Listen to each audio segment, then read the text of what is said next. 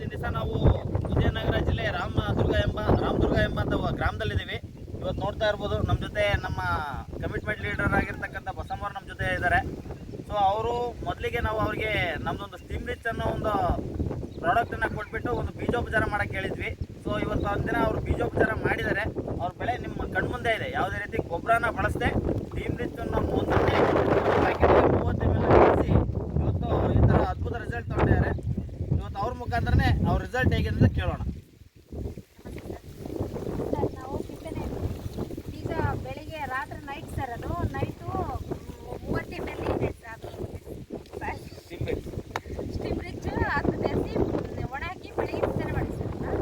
ಅದರಿಂದ ಈ ಥರ ಇಳುವರಿ ಬರ್ತದೆ.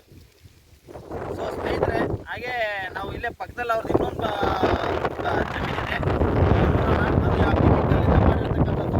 ಸೊ ಈಗಾಗಲೇ ಅವರು ಕೂಡ ಸಾಕಷ್ಟು ಅದನ್ನು ಬಿತ್ತನೆ ಮಾಡಬೇಕಾದ್ರೆ ಸಾಕಷ್ಟು ಒಂದು 3 ಚೀಲ DAP ಗೊಬ್ಬರ ಗೊಬ್ಬರ ಇಟ್ಟಿದ್ದಾರೆ. ಹಾಗೆ ಇವ್ರ ಹೆಸರು ಬಂದ್ಬಿಟ್ಟು ಅಣ್ಣಾರು ಮಾದೇವಣ್ಣರು ಅಂತೇಳಿ. ಸೊ ಇವರು ಕೂಡ ಬಿತ್ತನೆ ಮಾಡಿದ್ದಾರೆ. ಬಿತ್ತನೆ ಮಾಡ್ಬೇಕಾದ್ರೆ 3 ಚೀಲ DAP ಬಳಸಿದ್ದಾರೆ. ಮತ್ತೆ ಮೊನ್ನೆ 8 ಚೀಲ ಯೂರಿಯಾ ಬಳಸಿದ್ದಾರೆ ಇಷ್ಟು ಹೊಲಕ್ಕೆ. ಅವ್ರು ನೋಡ್ಬೋದು ಹೇಗಿದೆ ಅಂತೇಳಿ. ಸೊ ಅವ್ರಿಗೆ ಕೇಳ್ರಿ ಅನುಭವ. ಅವರು ಈಗ ನಮ್ಮ ಕೃಷಿ ಮಾಡಬೇಕು ಅಂತಿದ್ದಾರೆ.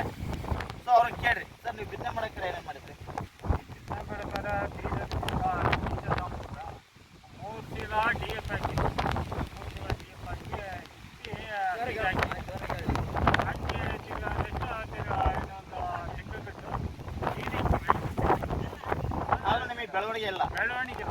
ನಿಮ್ದಕ್ಕೂ ಅವ್ರದಕ್ಕೂ ಏನು ವ್ಯತ್ಯಾಸ ಇದೆ ಸರ್? ಭಾಳ ಹೆಚ್ಚು ಕಡಿಮೆ. ನಿಮಗೆ ಏನು ಅನಿಸ್ತಿದೆ ಬಸಮ್ಮರದ ಭತ್ತಕ್ಕೆ ಇದು ಜೋಳಕ್ಕೂ ನಿಮ್ದಕ್ಕೂ?